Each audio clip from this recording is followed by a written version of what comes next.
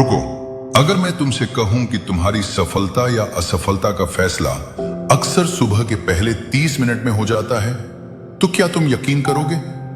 ज्यादातर लोग अपनी किस्मत बदलने के लिए नई किताबें खरीदते हैं, नए लक्ष्य बनाते हैं, मोटिवेशनल वीडियो देखते हैं, लेकिन एक छोटी सी आदत को नजरअंदाज कर देते हैं।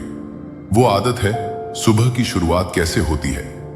हो सकता है तुम्हें यह बात सामान्य लगे, लेकिन हमारे ऋषियों ने हजारों साल पहले सुबह के समय को इतना महत्वपूर्ण माना कि उसके लिए पूरी दिनचर्या बनाई। आज आधुनिक मनोविज्ञान भी कहता है कि दिन की शुरुआत हमारे मूड, फोकस और व्यवहार पर गहरा प्रभाव डालती है। तो सवाल है, क्या हमारे पूर्वज सिर्फ परंपरा निभा रहे थे, या उन्हें इंसान के मन और जीवन का कोई ऐसा रहस्य पता था जिसे हम भूल चुके हैं? आज हम इसी रहस्य को समझेंगे। पहला रहस्य, ब्रह्म मुहूर्त।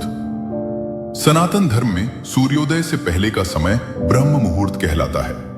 इसे शांति, अध्ययन, ध्यान और आत्मचिंतन का समय माना गया है। सोचो, जब पूरी दुनिया सो रही होती है, न मोबाइल की आवाज, न ट्रैफिक, न भागदौड़, सिर्फ शांति। ऐसे वातावरण में मन स्वाभाविक रूप से अधिक स्थिर महसूस करता है। अगर तुम रोज 4 बजे नहीं उठ सकते तो चिंता मत करो। जरूरी यह नहीं कि घड़ी में कितना समय है, जरूरी यह है कि उठते ही तुम अपना मन किस दिशा में ले जाते हो।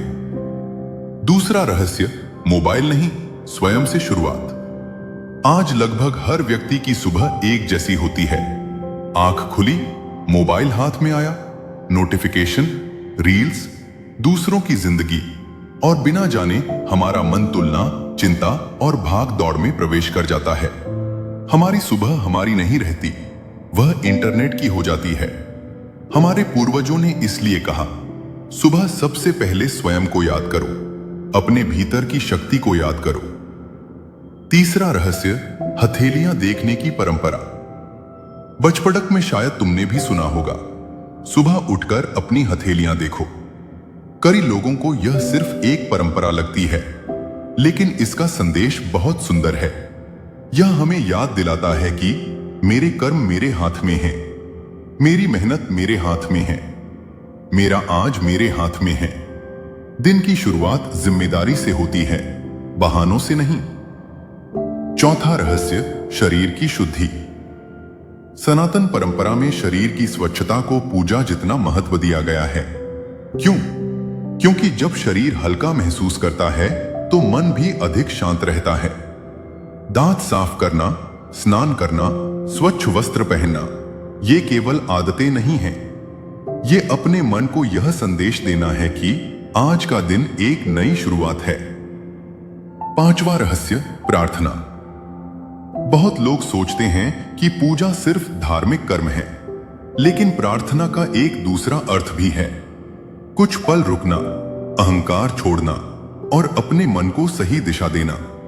जब इंसान हर सुबह यह स्वीकार करता है कि उसे सही निर्णय लेने की बुद्धि मिले, तो उसका व्यवहार धीरे धीरे बदलने लगता है। प्रार्थना भगवान को बदलने के लिए नहीं, खुद को बदलने के लिए होती है। छठा रहस्य, गीता का संदेश। भगवत गीता हमें एक सरल बात सिखाती है, कर्म पर ध्यान दो, फल पर नहीं। आज हमारी सबसे बड़ी चिंता क्या है? अगर असफल हो गया तो? अगर लोग क्या कहेंगे? अगर मेहनत का परिणाम नहीं मिला तो? लेकिन जब ध्यान केवल कर्म पर होता है तो डर कम होने लगता है। यही मानसिक शांति का पहला कदम है। सातवां रहस्य, ध्यान। ध्यान का मतलब विचारों को रोकना नहीं है।